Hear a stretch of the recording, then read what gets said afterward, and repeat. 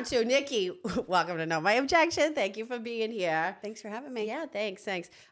Like I was saying, we got a little bit of a slow start, or the camera went down, but so I found you on TikTok, and I think the very first video that I saw of yours was the one where it was you played.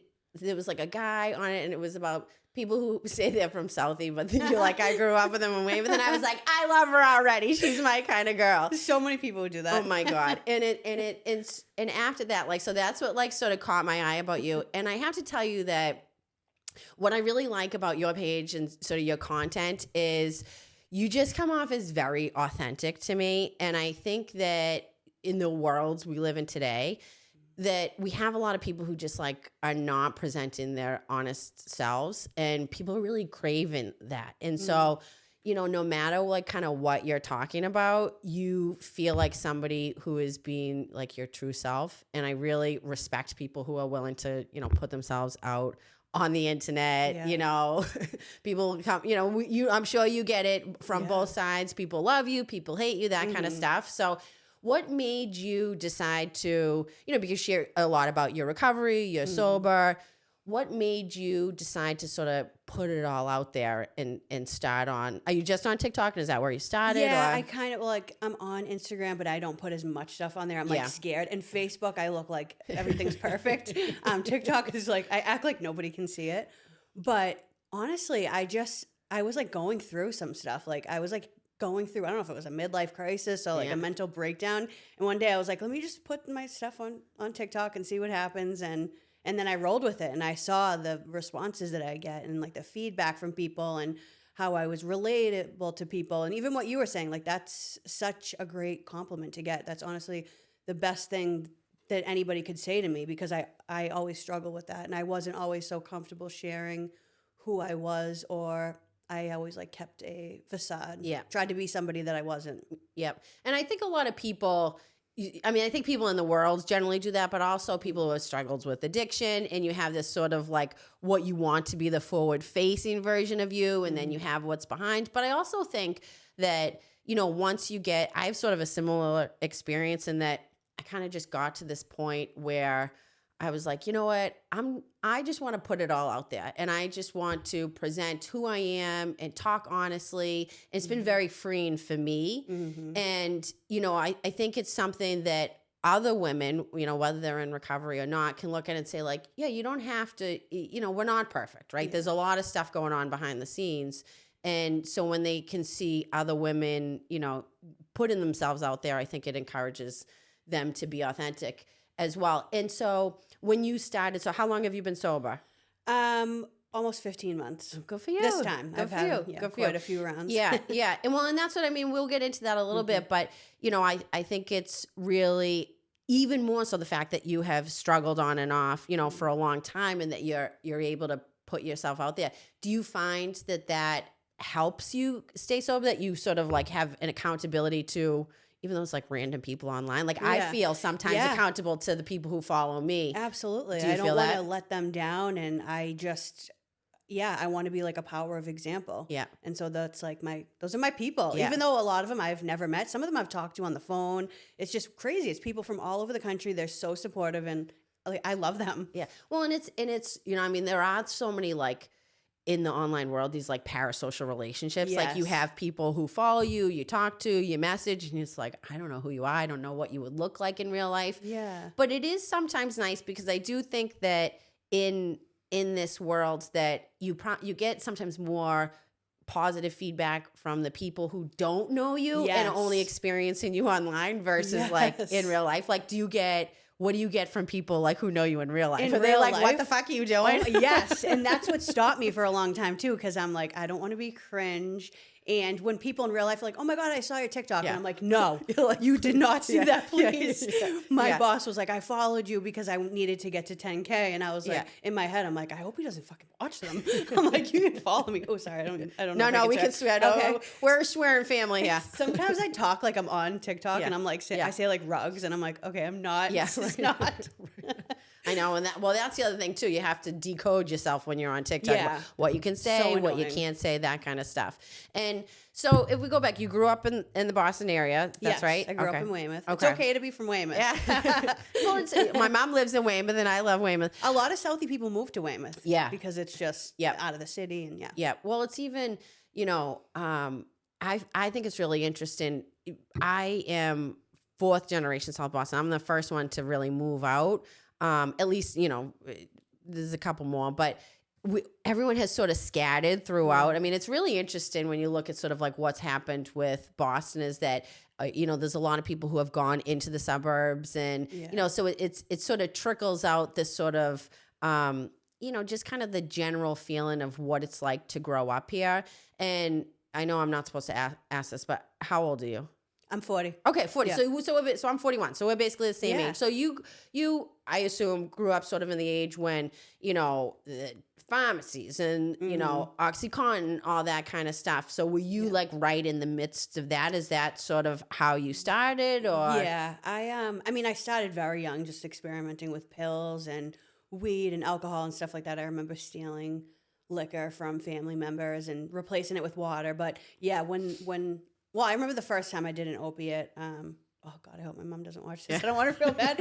But I took a Furacet. I was at Disney World and I got such a bad headache. And I was like, I felt amazing. I was like, I was having the best time of my life, and it had nothing to do with me being at Disney World. Like I just felt like, oh my God, this is how I'm meant to be. But then after that, I got prescribed perks, and then there were OCs, and they were too expensive.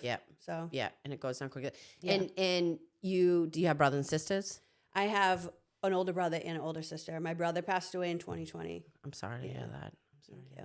And just your mom and your dad? My mom and my dad. Okay. Yep. And do you feel like, it's funny because you hear so many different kinds of stories in, people who struggle with addiction, family members, things like that. And like I think about for myself, I mean, I had a pretty nice childhood. Mm-hmm. My parents got divorced, but like that was really it. Like I didn't have this sort of like traumatic upbringing that would explain away. I think a lot of people think, people who are not in sort of the recovery world or in the world of people struggling, that, there has to be some, big thing. Did you feel like, that it just sort of started as kind of enjoyment and then spiral from there? Or did you feel like from the very beginning you were like seeking relief from something? That's hard. I feel like it was a little bit of both. I did have somewhat of a traumatic childhood, but then I look at some people's stories and I'm like, okay, it wasn't that bad, but like stuff did happen. I have substance abuse addiction on both sides of the family,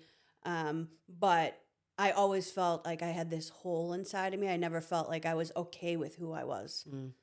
And that's when I found like alcohol and drugs, that it really, I felt like I was like pretty skinny, funny, like all the just things. makes you feel better about everything. Yeah. And who doesn't want to feel better about themselves? And particularly when you're, when you're younger and you're in your high school. I mean, that's a hard time for everybody. It is. And if you find sort of relief somewhere, it's like, okay, let's see where this takes us. And so so you said that started early, like in early high school, that kind of age? Like 7th grade, like before even junior high. It started really, really early, like not normal. Yeah. Because I have a 13-year-old and I'm like, he is not like I was. And I'm like, wow, I can't even imagine. Isn't it interesting? So, I have a 9-year-old and a 6-year-old, and I think about that all the time, that I'm like, oh my goodness, like my 9-year-old's only a couple of years away from when like, I wasn't like a crazy, user right away, but we were drinking down the beach at 13, 14, experimenting, doing this and that. And it does. Don't you feel like as a parent, now you look at kids, you go like, oh, wait, we really were young. Yeah. And how concerning that really is, that putting substances in your brain at that, when they're not formed at all, how much of an effect it has, sort of on your whole life moving forward. It's crazy to think about. And so what was sort of like your progression? Did it escalate like that you already had to get help like while you were in high school? Were you able to sort of hide it? Like what was it like for you? Well, I mean, my friends knew that I did not drink and drug like everybody else. Like they would be like, oh, Nikki won't come out if we don't have drugs and alcohol. Like she just won't come. I wouldn't be able to last till the weekend through high school. Even though I was in a program where I could leave school early and I worked at a daycare, I would still drink during the week. I'd show up hungover. And I just barely graduated high school because I went to a alternative school. And like anybody graduate, they just graduate. You don't even have to do anything. And was that because of your drug use already, or was that you went there for another reason? And just acting out. Yeah. And I would like run away, and I had had a chins put on me when I was like 14. I lived at this house in South Weymouth across from the hospital where like all these bad kids lived. I just was looking for something, even if it was like through my behavior or anything. And I'm sure, like, it's like I said, as moms now, how were your parents dealing with it at that age? Think about how young, and to have your child sort of out of control, it must just be so difficult. Yeah, I can't even imagine how hard it is. But my mom was she was like too disciplined, and she would just like freak out on me. My dad was the complete opposite. Like he would let me do whatever I want. And I'm like, if they could just find a happy medium, we could work it out. So that's like when I'm looking at my kids, I'm like, I want them to feel comfortable enough to talk to me, and that I'm not going to react and flip out. Yeah. I say that, but I need to like mean it. And do you feel like even with them now, do you talk about that stuff already, or is it, like how do you sort of like, what's your plan to deal with your kids and saying like, okay, you have this like in your genes really, so you have to be careful about it. Is it something you talk about or not really? Or? So not yet. And it's hard because, I haven't raised my oldest son. Okay. So we can get into that too. But I feel like he's at a different level of maturity than I was. Like looking back at who I was at that age, I absolutely would have sat them down and been so serious and had a serious conversation. But with him, I just don't know how to gauge where he's at. He knows that I've struggled with drugs. He disappeared, didn't raise him, haven't been there for long periods of time. So, but I do want to have that conversation with him, and I've been thinking about it for a long time, and I just don't know the right way to go about it. I think that if I speak to my own therapist and his therapist, and maybe it should be like it's going to be a big conversation. Yep. Well, I think it's hard too. It's, both, for my kids, it comes from both sides, both my husband's side and my own. And so it's something that I'm hyper aware of. And, I try to be pretty, sort of open and honest about like, listen, there's lots of things that are out there. And like, my daughter, like I said, who's 9, I tell her, kids are going to start experimenting and drinking and doing this and that. And there's some people who are able to do that and have no problem. There's other people that can't. So it's you have to be, kind of hyper aware of that stuff. And so you said, after you almost graduated high school, or you didn't? I did graduate. You did. I don't know how. Yeah. Well, and I'm sure it must have been difficult too for you to be kind of, as a kid, struggling with addiction. Also, I'm sure knowing like, okay, I have to go to school, I have to do A, B, and C, and sort of that balancing act. It's difficult to do as an adult, never mind as a kid, Yeah. And so did it just progress? Like, so you graduated high school and your use just progressed from there? Yeah. I mean, I didn't do well in school. I had a learning disability. I had a lot going on at home, and then add drugs and alcohol into it. So I just really didn't picture myself even living past 21. I just didn't take life serious. And I'm not saying it's my parents' fault, but it wasn't, I didn't grow up in a household where it was like, you have to go to college and do these things. Like education wasn't pushed on me like the way that I wished that it was. Right. So, I just graduated just barely, and I didn't really have a plan for myself. I just thought that getting messed up was fun. And so that's what I was going to continue to do. Yeah.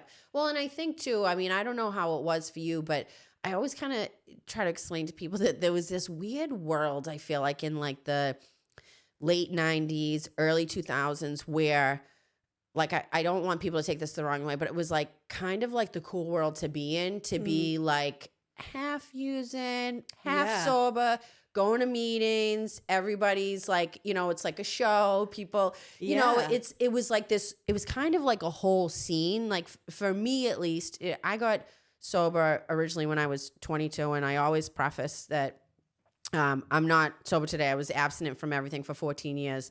And I made a very conscious decision, and I don't recommend it. And I don't, Mm-hmm.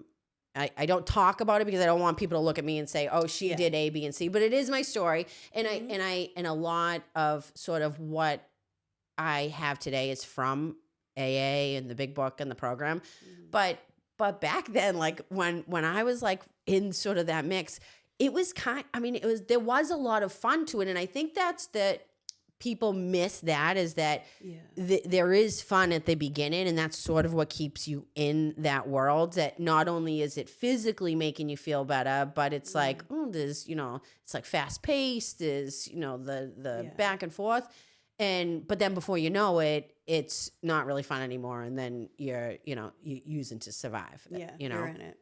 And so was it sort of like a slow sort of process you, or did it all of a No, it was sudden pretty bad, spiral like quickly? right away. Yeah. Yeah. And I for the first time I got sectioned, I want to say I was 20. Okay. And yeah, because my mom knew I was, so I had progressed to IV heroin at that point. And Okay. so it was obvious. I guess my mom didn't really take it serious as I was drinking and doing pills and stuff. And then when she saw track marks, it was like, okay, now maybe you have a problem.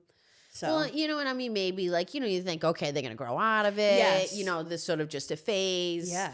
And then you see, and that's a pretty hard line to cross. Yeah. And so for you, once you cross that line, did it just like, it like really created a separation between like, okay, now we can't go back to where we were before. This is like full on Yeah. life. This was my life is. Well, and when I went to treatment for the first time, I looked at everybody else like, I'm not like these people. Yeah. They didn't have their kids. They lost custody. They were like prostitutes, homeless, like all these things that I didn't do. And so I kind of thought that I could just stop when I thought like my mom thought like that Right. I would grow out of it and that when I was ready, I would stop. But Yeah. I'm like, I'm just not ready. So I continued. But when you go to programs where people are forced to be there and a lot of state funded programs, you meet a lot of people that are doing the same thing. And so Yeah. it can be very toxic. Yeah.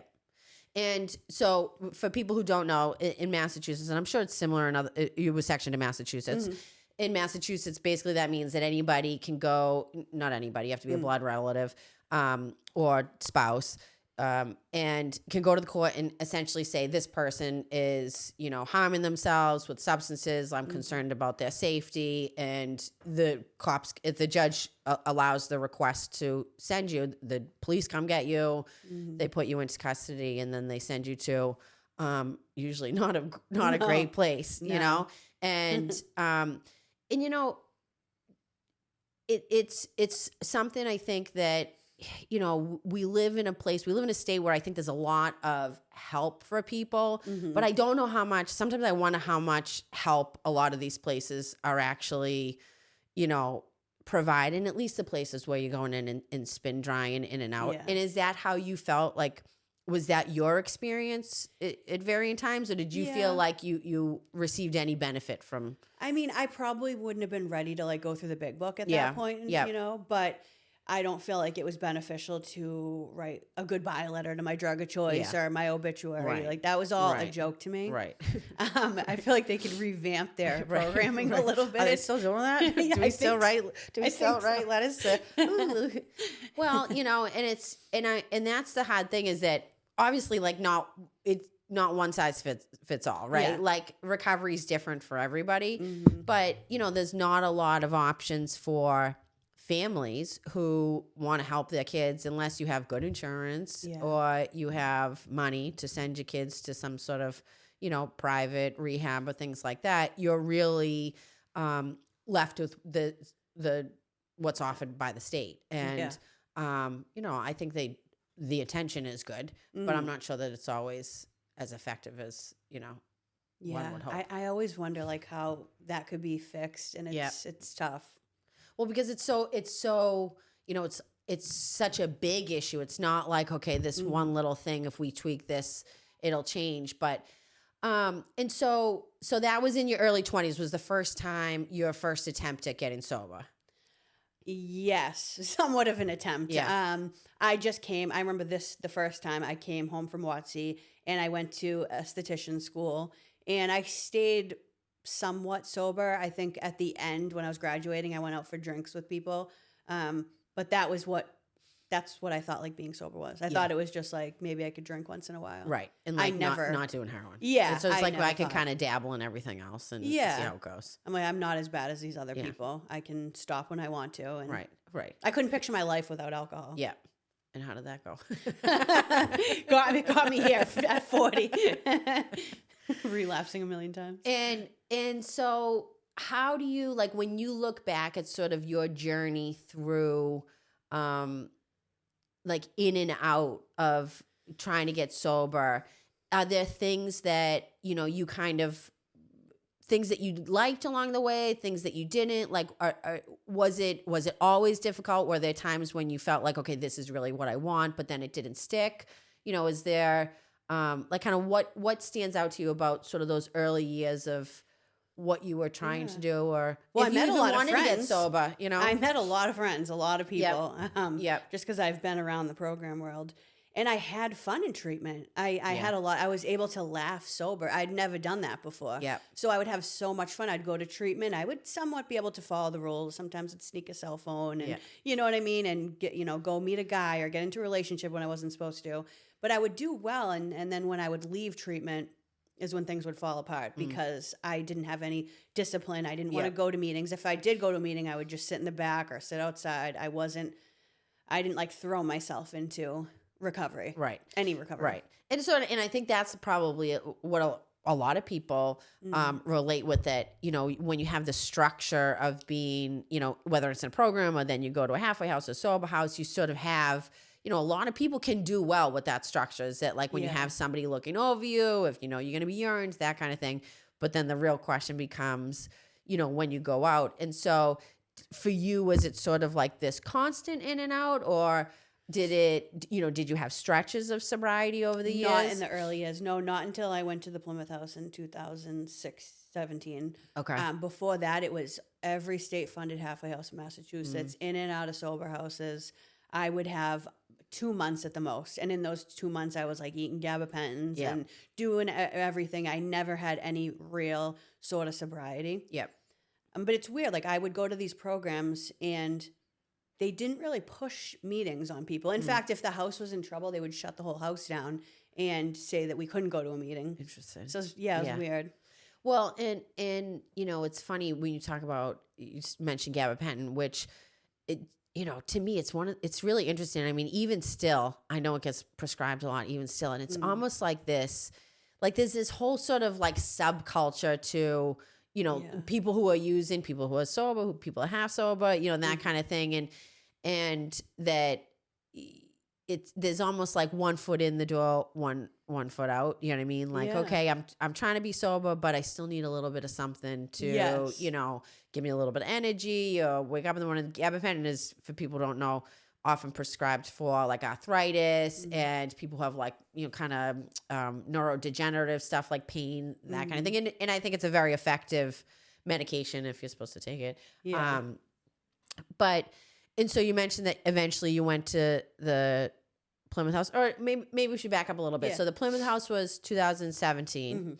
And so you had your oldest son before that? Yes. Okay. Yeah. And how, so he's 13. 2012. Yeah. Okay. And how was that experience? Was that, were you like really in the midst of active addiction when you had him, or was it right? So I had just got out of a section Okay. and I got high a few times and then I found out I was pregnant. And so I just stopped. Yeah, And you I did. didn't do any sort of like recovery or anything. And the obsession was just removed. And I Interesting. was pregnant. I was having like a better relationship with my family and my mother and my sister. And everybody was so happy for me. And everybody was like, wow, Nikki just needed to like get pregnant. And then this would cure her addiction. Yeah. And it did for a little bit or so, I thought. I stayed sober throughout my whole pregnancy. Good for In you. the hospital after I delivered him. They offered me Percocet and I was like, no. And then when I was going home, they wrote me a script and I'm like, I'll just fill it.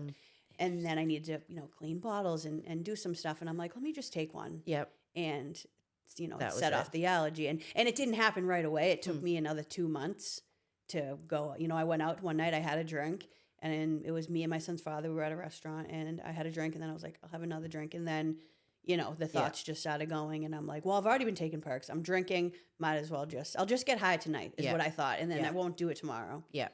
And, that's so interesting how you mentioned that you were kind of instantly able to stop when you got pregnant because, and I think that's something, that's commendable because not everybody is able to do that. And there's a lot of, women who are in addiction and are not able to stop even when they're pregnant. And do you attribute that to, is that like something spiritual? Do you feel like that's like God in your life? Do you feel like you just innately knew, I think I need to protect the baby? Like what was it for you? Maybe that too, like protection of the baby, but I wasn't physically dependent at the time. I only used a couple times. So I was like, okay, I'm sober now. And it was like a switch just clicked in my brain, which was so dangerous because I'm like, that made me think for years, I do have control of this thing. I can stop when I want to. Right. And so when after you had the baby and you said, pretty quickly that, within a couple of months things changed. So you weren't able to stay sober. And what did that look like for you with, a newborn at home, and then sort of your addiction kicking back into gear? Did that just like throw everything into chaos? Yeah, like really quick. I disappeared for 2 weeks, in a crack house, a mess. And when I came back, I ended up like picking up a new case because I was already on probation from before. Okay. So I ended up picking up a new case, getting arrested. Yep. And I was in jail within a month. Within a month. It was bad. And what was he with your mom? He was with my sister. With your sister? Yeah, okay. so she took guardianship. Okay. And has she raised him throughout? Yeah. Yeah, her and her ex-husband, they're getting divorced. Yeah. Which is, and also, listen, it's never the most ideal situation, right? But at the same time, lucky for your son that, there are people, you had people who loved you and loved him enough to say like, okay, we're going to step in and make sure that everything is taken care of here. Yeah. And so you said you picked up a new case that you'd already been on probation. So were you not only in in and out of treatment throughout your 20s, but in and out of jail as well? Yeah. Yeah. Just before that, it had just been in and out like 30 days, 60 days, just kind of awaiting trial and then taking drug court and then taking probation. And it was just, on and back and forth. Yeah. And I'd be interested to see, kind of what you think about that stuff. Like I have so many different, I almost feel like I have too many different perspectives from, being a prosecutor, as a kid growing up in Southie, someone who struggles with addiction myself. And, we have what we see a lot is a lot of petty crime, right? For people who are addicted, right? And so on the one hand, we don't want to keep people in jail forever and ever for, low level thefts or crimes or this and that. But at the same time, we sort of, when we know there's only a little bit of consequence for certain behavior, sometimes I wonder if that system kind of perpetuates, staying in. It's like if you're in active addiction, if you get 30 days, okay, you go in, you get yourself clean, and then you get out. And is that how it felt for you? Just like this constant cycle? Yeah. Well, and like everybody always says in jail, like once you go back, you're always going to go back. Yeah. And once a judge sends you to jail, they're just going to be more likely to send you back. They're not going to send you home on the bracelet. Yeah. They're like, this girl's already like done time. I'm just going to send her. Yeah. Away. Well, and it is. It's totally true. It's like once you're, it's like there's always an escalation with a criminal record, right? That like, okay, a co-op or pretrial probation, and then you get like a guilty probation, and then it's like, oh, now you have to do 30 days or 60 days, and it's just going to escalate because the way the court looks at it is, okay, every punishment we're giving them, and every consequence, there's no real, it's not helping, right? It's not sort of sending the message. But so that was throughout your 20s. So did you say you were 30 when you had your son? You were 30. I'm not good at math. I was 28? 28. Yeah, 28. 28. I'm not either. 13. I always say, I'm like, I'm good at other things, but basic math is not one of them.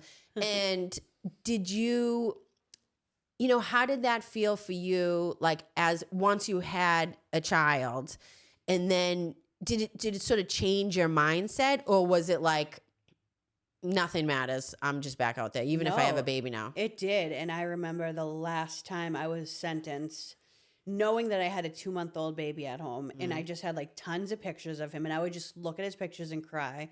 I wasn't having fun like I had been in there in the past. I missed his first Christmas, first birthday, first Easter, like all I missed everything. And I remember thinking, I am never going to do this again. Like, I'm not going to be like these other people. I'm going to be a good mom. And, unfortunately, I got out and I just did the same thing. I just went back to the same thing. Yeah. And what do you think? What do you think that is? Like, what do you think it is that? Do you think most? Because it's something that I sort of ponder a lot, because people get sober at different times. They get sober for different reasons. So it's not like this there's not one answer, right? And for some people, they go like, oh, I had the baby, I went to jail, and like, then that was it. And for other people, it's not. So what do you attribute that to?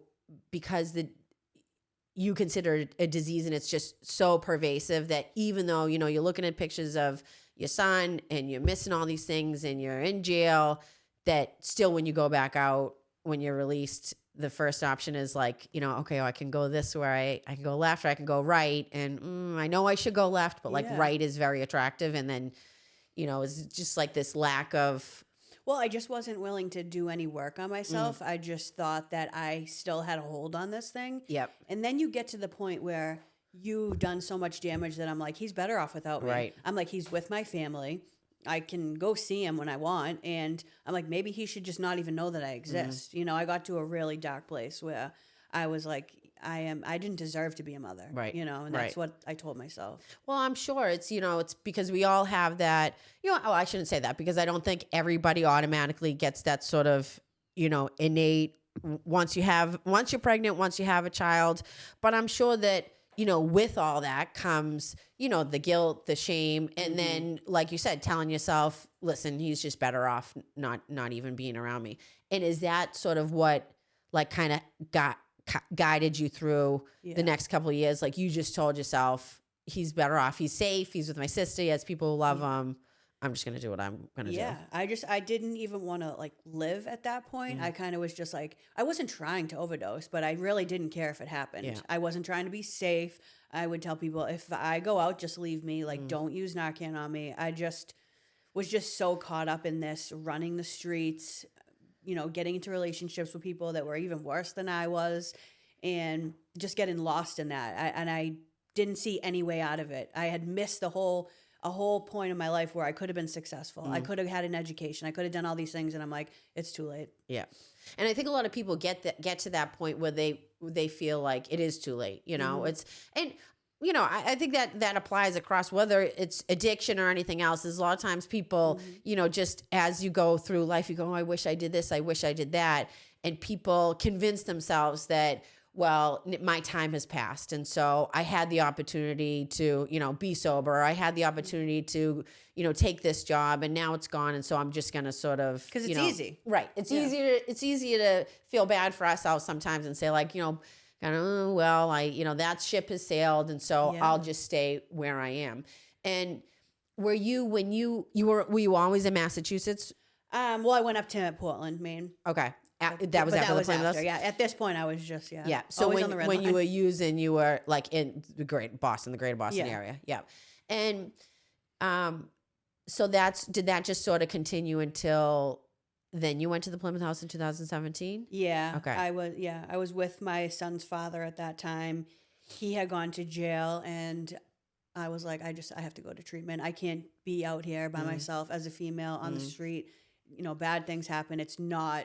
It's not good. Well, and I think too, not to interrupt you, but I think it's sort of like this underbelly of, especially now, what's happened down, on Mass Ave and stuff like that. I mean, it's so dangerous to be a woman, and you're not, it's not a lot of resources. You know what I mean? Like there's not, you're in really dangerous situations all the time, not only mentally, but physically as well. 24/7. Yeah.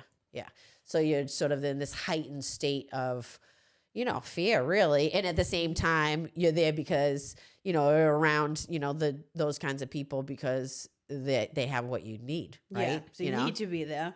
Right. You don't want to be there. Right. And so for people who don't know, the Plymouth House is a 12-step basically retreat in Plymouth, New Hampshire. It's actually where I went in 2006. It's different now, and it's sort of changed throughout the years as it's grown. I went when it was a couple of years old. It was just it's much smaller, but it's the place that I really, I attribute a lot of what I have today from like those very early days at the Plymouth House. And for me, it was an experience that was different than anything else sort of I had seen. That was really, I always say when I talk about my addiction, I'm like, I'm not really a real one. Like I look like my husband, I'm like, when I tell people, I'm like, he's a real one. All right. He was out, he was doing this and that. For me, I really only got sober once. Like I was, using for a couple of years, but I was very lucky to, I think it was the right time for me in that I kind of, there was some part of my brain that knew like, if I crossed the line into sort of the next phase, it's going to be really hard to get back. And so I just sort of went with it. And so what was your experience? Like how did you find out about it? How did you end up there?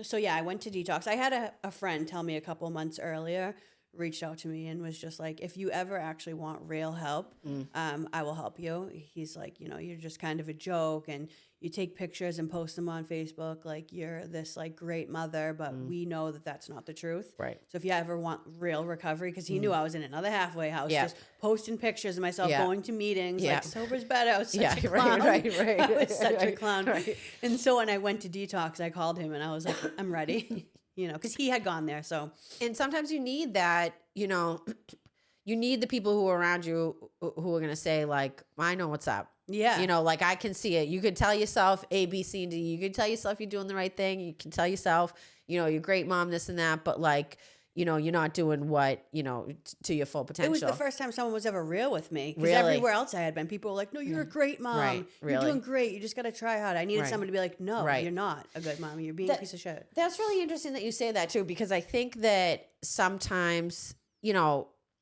I'm a fan of tough love. You know what I mean? I'm a fan of like just shooting it straight. Like let's be honest about it. And I do feel like this sort of over coddling sometimes of people, whether it's mental health, whether it's addiction, it's like, no, I don't find it helpful at all. You know what I mean? And I think if you can find somebody in your life who's willing to tell you the truth, those are the people you want to listen to. Right. You have to respect that. Right. And so did you just decide like, okay, I'm going to call him up and say, I want to go? Yeah, I knew I wanted to go. The last few days out were just so bad. It was February too, and it was so cold. It was so bad. And I was sitting, it's closed now. I went to the Gavin in Quincy and then I went to New Hope. And I was just like, oh my God, all these girls, they're going to like the Shepherd House and all these places that I already been a million times. I know this is going to be different. I had heard amazing things about it. So I was relieved and I was excited to do something different. Yep. And what was your experience when you got there? Oh my God. I absolutely loved it. It was such a special, sacred place for me. It's funny because anytime I meet somebody who's been through that, even if it wasn't at the same time, years apart, we share like this common bond that we know we went through that. You get it. You get it. Yeah. Yep. So I remember being in the groups and little big book group and going through the steps, and the groups they were just so funny. The facilitators, they made recovery look like it was a good time. Yep. And they really like broke it down for you. And I never understood the big book. I just like read some stories in the back before. I never learned about anything. So it was eye opening. And I think, it's different. I think most people know what AA is, Alcoholics Anonymous, but unless you're really in it, it's hard to understand that there's sort of like different kinds of AA and like different kinds of how you use AA. Some people are very meetings focused, like 90 meetings, 90 days. Some people, are, sort of the fellowship aspect. Other people are hardcore into the big book. Yeah. And for me, it was sort of the same experience that I had never, I mean, I never even really knew like the substance of the big book until I went to the Plymouth House. And I mean, and I think for me, it was really eye opening. And what I liked the most about it, I know, I don't know if it was the same when you went, because the model has transitioned a little bit. But when I went, it was just people running it who themselves were addicts and sober. Because I know there's like a medical sort of, now there's like sort of the medical aspect. So there's like providers who didn't go through. But for me, that was very appealing because it wasn't like a doctor or a nurse or somebody else. It was like, okay, somebody else who has been sort of in this situation and this is what they did and going through it. And so did you like going through the big book? I loved it. Yeah. It was, and I was almost mad. I'm like, how come nobody ever told me this before? Why wasn't this? I mean, so before I went there, I did meet a sponsor who is amazing to this day. She's still sober. I absolutely love her. But she had started to take me through the big book, and I was kind of getting a little bit, so she kind of opened my eyes up. And then when I went there, I'm like, how come everybody's not doing this? I like wanted my mom to go through it, even though she's not even an alcoholic. I know. I'm just like, it was, and then starting to write and do the turnarounds and really, I just wrote every single day, all day long. I would just write. And I got so much relief out of it because there was stuff I was holding on to. Like my when I was pregnant with my son, and then when I went to jail when he was a baby, I hated that probation officer. I'm like, she is such like a horrible person. I had so much hatred for her. Yep. I'm not saying she's a good person. She's actually like pretty shitty, but I didn't have to like get sentenced. When I like looked at what happened at court that day, I'm like, no, they actually gave me a chance to go to a program, and I chose to take my time. You did. So I like the lies that you tell yourself, and it's just it's eye opening. Yep. And so like when you go through the steps, I think that's what it is for many of us who have had the opportunity that you're able to look at things through a different lens and sort of try to take responsibility for some of our own actions where, because all of us are good at pointing the fingers and saying like, you're the reason I did this, or you're the reason this happened. And, that keeps you sort of sick in that cycle of that, like you pushing the blame towards everybody else. For me, when I didn't know anything about it. Like I didn't know what writing inventory was. I didn't know what a 4-step was. Like I didn't know any of that before I went to the Plymouth House. And for me, reading my 4-step truly was a spiritual experience. It's in the little chapel in the back. And it like sort of sparked in me this kind of new beginning. But I think it's also important for people to remember that it's not just that, right? It's not like if you get into the steps, you go through the big book, you do all this. It still takes, it's really a lifelong process of what kind of life you want to live and what kind of person you want to be. So you completed there and we're feeling good. Yeah. Yeah. I felt amazing. Yeah. Yeah. And what happened from there? Where'd you go from there? They recommend wherever you go. And I'm like, I just have my hands up. I'm like, I always was in the driver's seat. I'm always choosing where I want to go. You tell me what you think I need to do. And I was just so ready at that point. And they were recommended that I go to Portland, Maine. And that's where I went. And I absolutely loved it. I still have so many friends up there. I love those girls. Yeah. They're just so special. What house are you in? So first I was at the greenhouse. It closed down while I was up there. It was near like the Price Right. Okay. It was. There's a women's shelter on that street. It was on that street. And then I went to upstairs Daring. Oh, you did? And I was downstairs Daring. Oh my God, that's so funny. Yep. So many people have been through that house. It's crazy. Yep, I know, isn't it? Yeah. It's like, sometimes that for me, that was 2006 for me. And it feels like sometimes a different world, but the nice thing about Portland that probably a lot of people don't know is that they have a really strong recovery community. Amazing. And, that a lot of it is very 12 steps centered. So it's very different than, trying to get sober down here in the Boston area because if you wanted a 12-step meeting or anything like that, you really had to seek it out. Yeah. Like down here. Up there, it was basically like everyone was doing it in some way, shape, or Yeah. form, you know? And how long did you stay up there? About 18 months, maybe Oh, a little okay. bit longer. Yep. Yeah, I did really well. Yeah. And did you ever think about staying up there permanently? So I thought about it, but because my son was here, it was, Yep. I'd come home a lot, and it was like I had two separate lives. And Yeah, at right. that point, none of my friends had kids up there. Okay. Maybe a couple, but now everybody's got kids. Right, So it's right, different. But right. And what happened? So you were up there for 18 months. yeah. And then you decided to move home. And I understand I that relapsed up because there. Oh, you relapsed up there. Yeah. Okay. And how did that come about? So my boyfriend had got out of jail. I had him come up there. He went to a sober house, Yeah. was getting high, got kicked out, and then went to the Salvation Army, got kicked out, was just a mess and running around Preble Street. Yeah. And I was trying to fix him and save him and lost myself and stopped doing the things that had got me sober and kept staying sober. So one day I got fired from my job. I was working at Becky's Diner. Oh, yeah. And I gave my old roommate Rachel. You know Rachel? Do you know Rachel? Yes. Smith. Should I say her whole name? Wait, does she have black curly hair? Yes, she does. Oh my God, yes.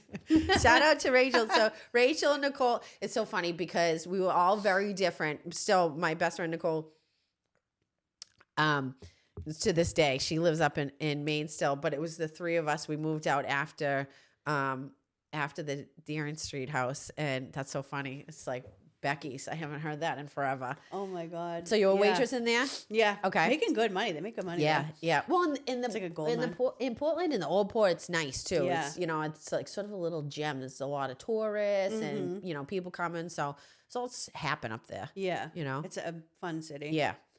But yeah, my friends came in and I didn't charge a couple of them for fountain sodas. Oh no. Fountain Oh, sodas. no. And she was like, I have to make an example out of you. I'm like, are you fucking kidding me? Like, I worked there for the whole time I was up there. I was Yep. such a good employee. And I'm not just saying that. Like, when I am sober and I'm working, I'm a very good employee. Yeah. And I was like so mad when she said that. I was so hurt that I was like, immediately I was like, I'm getting high. This is crazy. What is the point? Yep. I'm like, life sucks. Like, Yep. no matter what I do, I'm never going to get ahead. Yep. And so I called my boyfriend and he was like, I'm not getting you anything. I'm not doing that. And I was like, okay, I'll drive back to Mass right now. I had the car. So he was Yep. like, all right. Like, he had no choice. Yep. And then it was off and running. And then there. it was fentanyl. So Yeah. I was overdosing all the time. interesting. And I'm like, what is this? This is So this is horrible. like 2017. 17. Yeah. Okay. Yeah. Well, and that's the really interesting thing too about what like sort of the drug world looks like now, because not that it wasn't dangerous back then, Yeah. but people were not, and there were a lot of people who lost their lives, throughout the years to this addiction. But now the stuff that's in the drugs, the fentanyl is a whole different world. Yeah. It's so scary. And so you came back down to Massachusetts. Yeah, we relapsed up there. We were living out of my car, homeless, a mess. My parents couldn't section me up there. Yeah. So, but then I did come back to Massachusetts. I went to a sober house in Braintree and did not stay sober. And yeah, it was just a mess with him running around the streets of Boston. And homeless. and so you have, in addition to your oldest son, you have a younger son as well? Yes, he's Okay. 5. Yeah. Okay. And so is it during this time that, no, so that's a couple years later. So did you still kind of running around back and forth, and then you got pregnant again? So yeah, so it was about 7 months I was homeless running around. Again, he went to jail and I was like, okay, it's time to get sober again. I couldn't do it. And so I went to treatment and I called that same friend. I was like, I need help again, and I ended up going to the Howe House. Yep. And I got pregnant at the Howe House, but I was doing well. I was there for like 5 months and then I got pregnant. And how'd you like the Howe House? I liked it. I just felt like it wasn't what it used to be back in the day. It wasn't, I don't know. There was a lot of rules and stuff, which I needed, but from what I heard about girls going there before me, it was just like a very close knit, like, group of women. And it just seemed like at that point, people were kind of not like it was. It wasn't like it was. Well, it's funny. I know Sheila really well, and have been on the board of the How House for a long time, and it is, but it is. I think you're right in that. I think the treatment world has changed drastically in that it's difficult to find.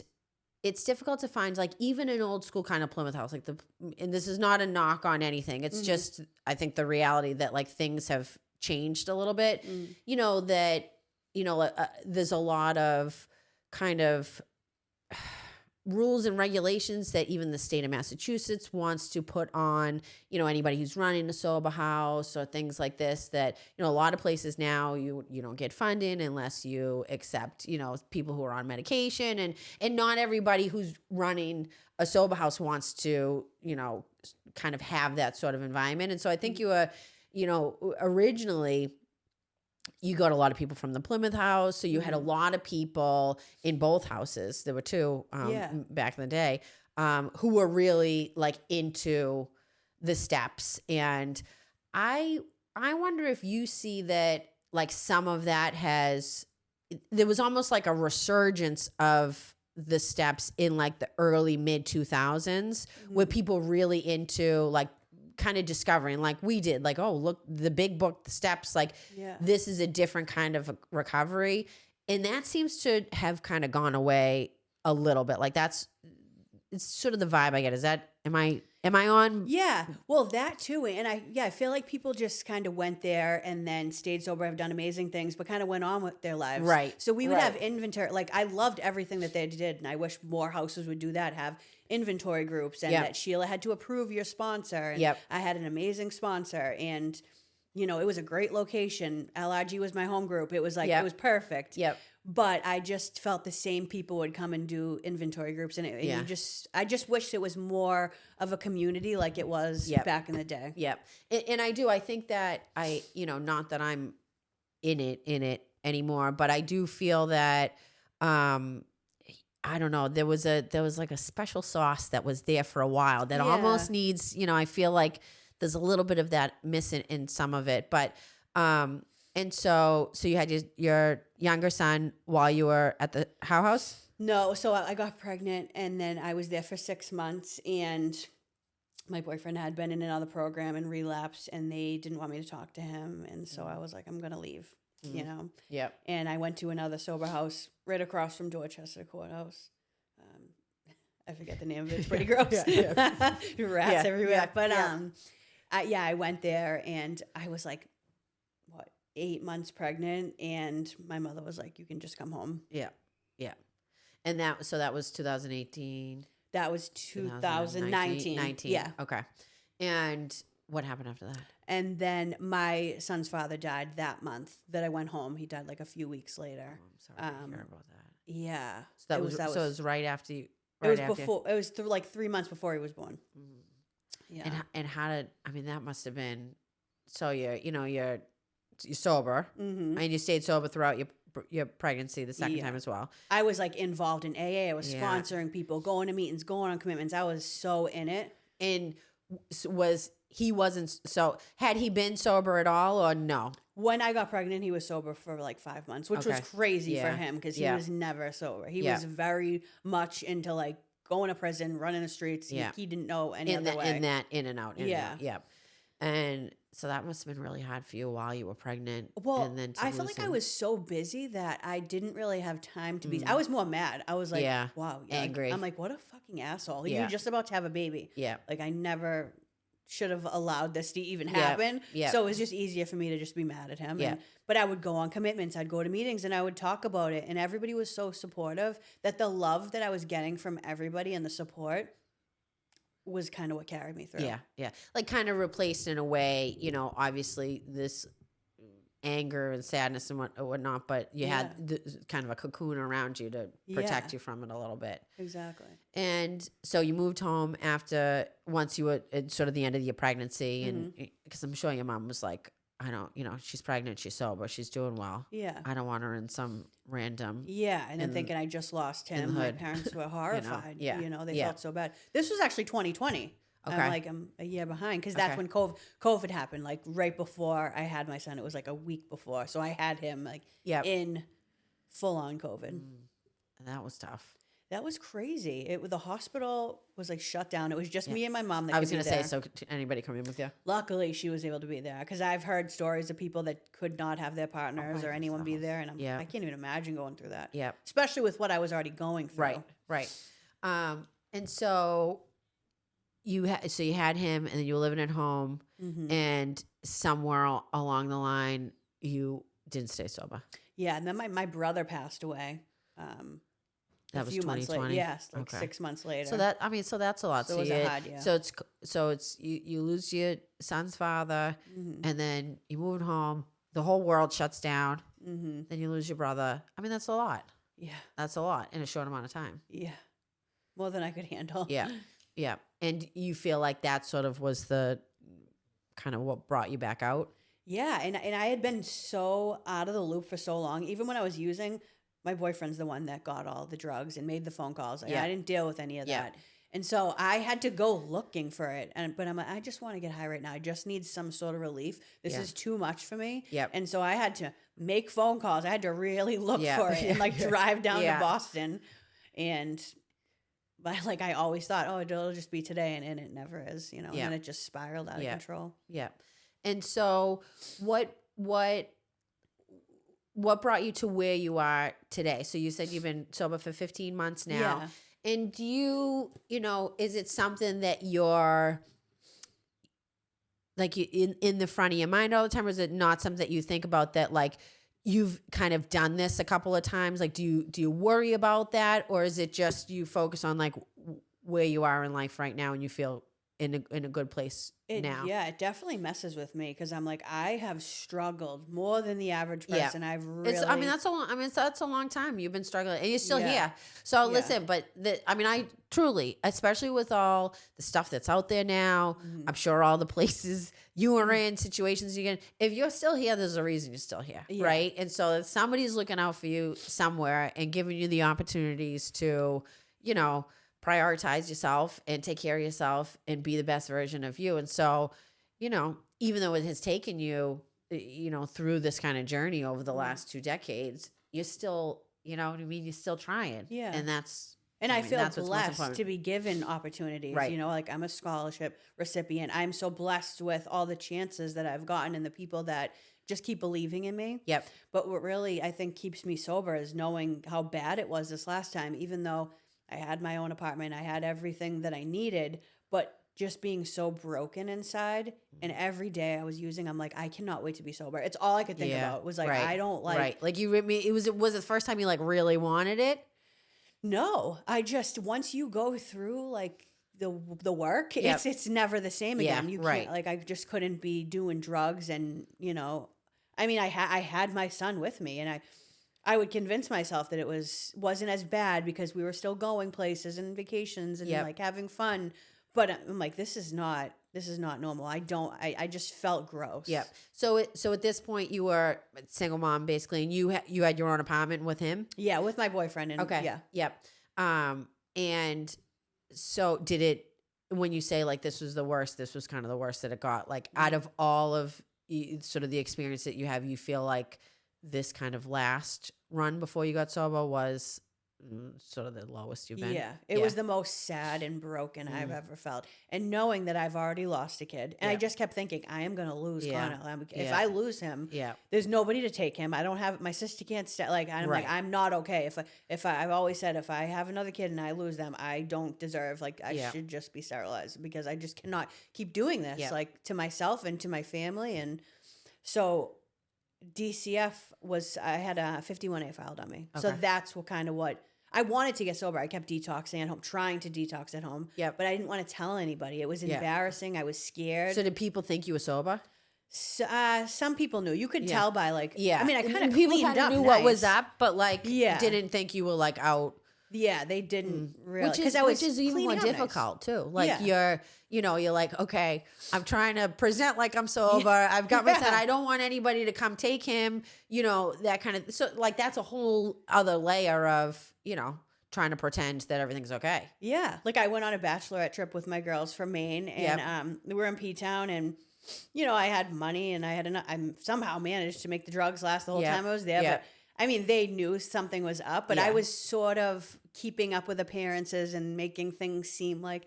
But when you were really sitting down looking at me, you could tell Right. I wasn't Right. okay. Right.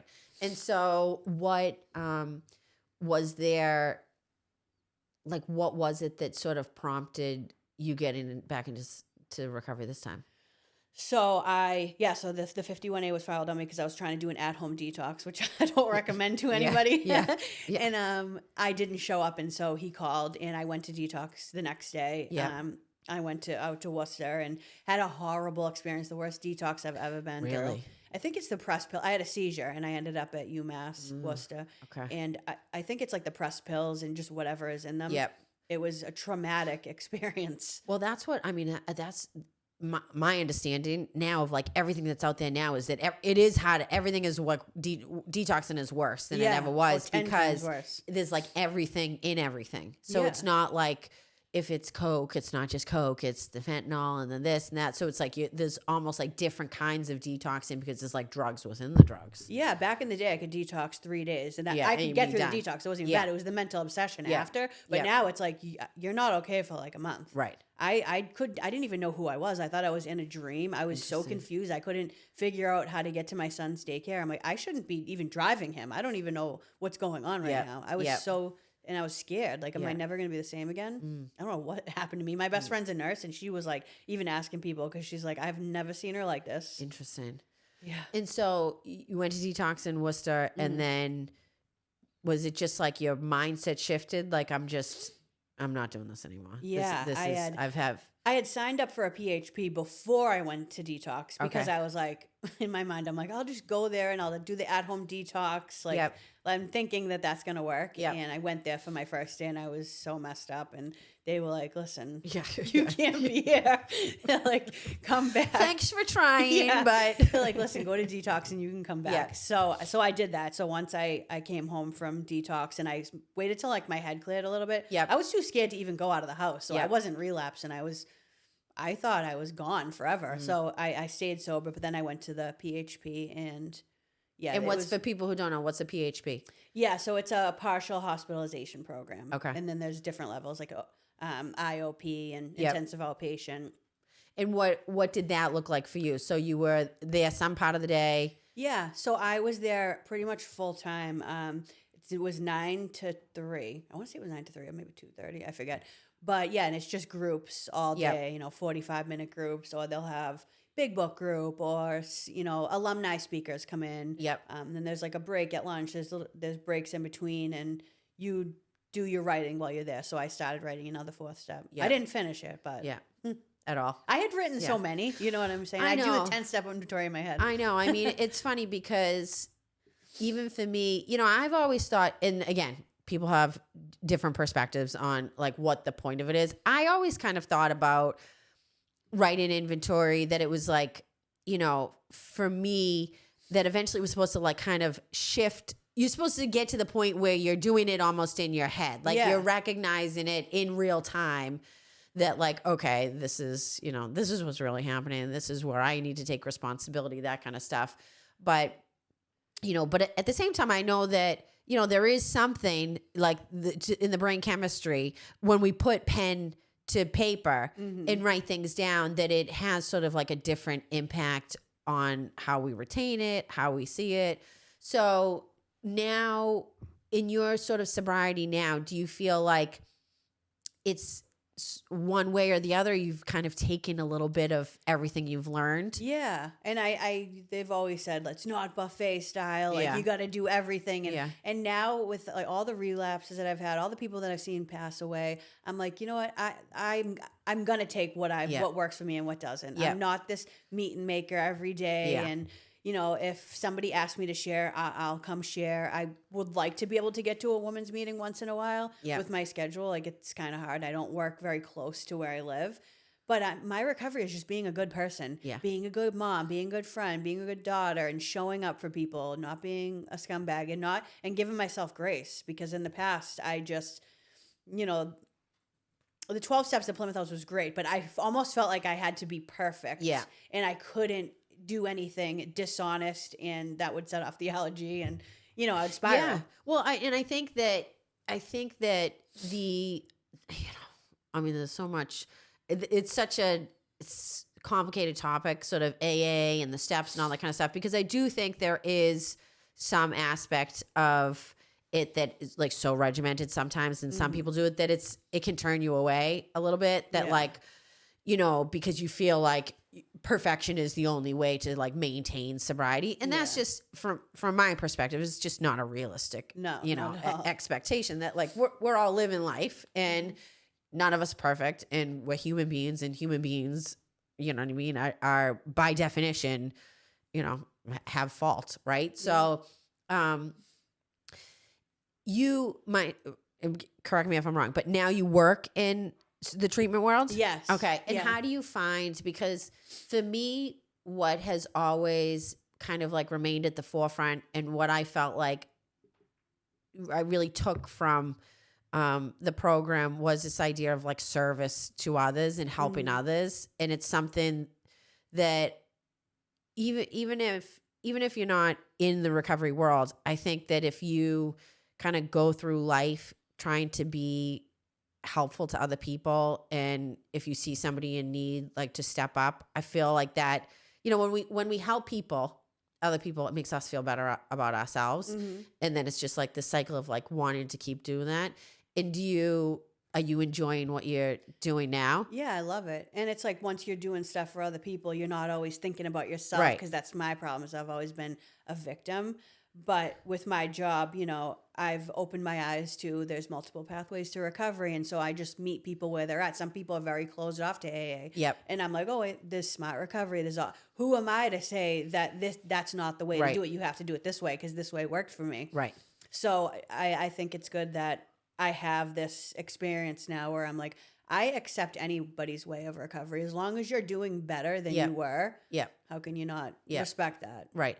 Yeah. And I think it's, it's who am I, like I said, who am I to tell you what the way you need to get better is? Yeah. Right. And like some people go to church and do it. Some people have to go to a meeting every single day. And, that might not be the way I want to do it, or it might not be what works for me. But I think that's the thing that it's most apparent to me now, is that there are a lot of methods to getting better. And the goal is to get yourself to a place where, you can maintain it on your own, right? Like that you don't always need like somebody checking in with you. You don't always need somebody over your shoulder to make sure you stay in line. And that's good in the beginning, but the goal is always to, kind of free you to the world, and that you get to make your decisions, from there. Right. So, thank you for sharing all that. I really, and maybe if I ask too many questions, but I really, I like to know sort of where people come from and what I find that people who have been through adversity to be the most interesting of all, particularly if you're still here and you're, putting yourself out there and trudging through the world and like trying to make it. And so that's why I think it's so interesting that, that you've used sort of social media as an outlet in your own recovery and sharing your stories and sharing the stories that, because you tell a lot of stories on TikTok. Everybody will talk about your, we'll share where to find you at the end, but it provides a realness to people, and that's why I really commend you on talking about that kind of stuff, because like for me, when I first, so I was 22 when I got sober, and then I went back to college, and then I went to law school, and I went and worked in the district attorney's office, and I was like terrified that anybody would find out that, about anything, you know what I mean? And it's really been for me really sharing on social media has, it's been really nice to just like talk about it openly, because I want people to understand that like you might look at me and say like, oh, look at, she's a lawyer, she's this, she's that, but like that's not my whole story, right? And I want people to understand that, you can get through, even if you have tried and failed every time, that someday it might just stick, you know what I mean? And for people not to get discouraged by that. So I think it's really cool that you're willing to like put yourself out there like that, You're never too far gone. And I've never seen somebody come back and I'm like, oh my God, they're never going to get it. Right. I'm just like so happy that they're even trying. Right. And I wonder if you feel like, for me, once I started getting like online, once I started talking about, cases around, and there were more people out there, and I hadn't really talked about sort of my background. Mm-hmm. And I was like, there's going to be, I got enough haters. I'm like, there's going to be people who start, who bring stuff up or say, oh, she this and that. And I have to tell you, there has been so much freedom for me in like putting all of my own shit out there. Yeah. So that like, I feel like even though it's been a long time, it's been a long journey for me, really in the last couple of years, it's been like, okay, this is who I am, right? I can't change things that I did in my past, things that I'm not proud of, who I used to be, that kind of stuff, but you're not going to use it against me. Yeah. Right. And that's what it is. I think once you like own that fully, there's like I don't know, for me, it's been very healing. Yes. And I don't know if that sharing yourself so publicly has done that for you as well. No, absolutely. And you're right. It is so freeing that like, I don't have any skeletons in my closet, things that I've been ashamed of. I don't care about. There's nothing you can say that's going to hurt me. I've hurt me more than anybody ever could. Yep. And so it's like that did you see that Charlie Sheen documentary? And yes. he's like, nobody's going to hold this stuff against me. He's like, I slept with dudes. He's like, I flipped over the other side of the menu. Like, and I'm like, I just love that. Cause I'm like, okay, he like, just own it. Who cares? Yep. You never know who you're going to help either. No. And it's because if we don't own those, right? Like, then it's like we're living in fear that like, is this going to come out? Is that going to come out? And not that there's anything that ever, most of us, I think we're more worried about it than like what it actually would be if something else. But there is, Charlie Sheen did that. And I was just telling Josh that I watched the whole, did you see Hunter Biden was on, the Sean Ryan podcast? It was 5.5 hours. So oh my God. I will tell you that it's long. It took me 3 days to do it because I couldn't do it all in one sitting. But he is a crazy. I mean, he talked about, he was on the front page of the New York Post for day after day of him naked, smoking crack with women and this and that. And he's like, you know how demoralizing that was? But now he's like sort of out there and he's like, it is what it is. It is what it is. I'm owning it. You can't hurt me with that anymore. And there is a real like strength to that. And that's why I wanted you to come on, because I feel that through the screen with you. And there's not a lot of that online these days. I think there's a lot of sort of, pretend stuff people put on. They put forward what they want people to see. And that's not to say that like we don't have like a private life behind the screen, because I'm sure you do. And I'm sure everything is not perfect and rosy and things like that. But the amount of people you're able to help by sharing your story and sharing the bad parts, not just the good parts, is, really powerful stuff. So I really commend you for doing that. And I'm so glad you came on. Thank you so much. This was an honor. Yeah. It's so nice to actually meet you in real life. I know, it's so funny because it's like, when we started talking about it, it's like, online is such a weird world because I'm like, I feel like there's people I like know and they're my friends. And then I'm like, but I don't know them in real life. I don't know, half of these people I'm like, that even follows them I knew I've been messaging with for years. I'm like, I don't know your first name. Right. I wouldn't know you, in real life. But I think, my goal with this podcast is really just to have conversations with real people and to present, stories that, encourage people and inspire people. And I think it's really inspiring to me that you have been through so much adversity and so much loss, and, you're still here telling your story and you're able to share it, and, you're paying it forward in the work that you're doing. So it's awesome. Thank you so much. So, where can everybody find you? Nikki's Recovery Uncut. Okay. I am on Instagram too, but I don't have a lot of followers over there. I don't have even 1,000. I will tell you, I have actually been focusing on, because I have a love-hate relationship with TikTok, because that's like where sort of it all started for me. But, I think they've sort of changed their algorithms. I don't know. There's something weird going on with TikTok. Yeah. Ever since after Trump came in, they shut it down for that one day in January. I Yeah. swear it's been different since then. But I've been doing stuff on Instagram, and it's actually been growing. So you should try it. You know, I need So to because people love the story times, and I can't do Yeah. story times like some of the story times I have. I would get banned for life. Yeah, I know. No, I know. Well, that's the problem with TikTok is like you have to be so. I mean, the fact that you can't tell your story and say drugs, you have Yeah. to say rugs instead. It's just ridiculous. You know, It's embarrassing. You know? I don't even You like know? saying it. Yeah. Well, I will tell you this: I am really excited to see where you go in 2026. I am sure it's going to be only up from here, and I'm really thankful you came on. So, Thank you so much. everyone, make sure to follow. Tell us again, Nikki's Recovery Uncut. Okay. How did NIKK? NIKK, yep. Okay. And then Nikki Shea 1111 on Instagram. We got to build this up. Okay, I know. Yeah, no, I know. Everybody's got to follow you. So thank you for coming off. I hope you have a wonderful 2026 and all good things to come. Thank you, too. Thanks. If you like this episode, please comment, like, share, and subscribe. Every bit helps. Thanks for watching Note My Objections. See you next week.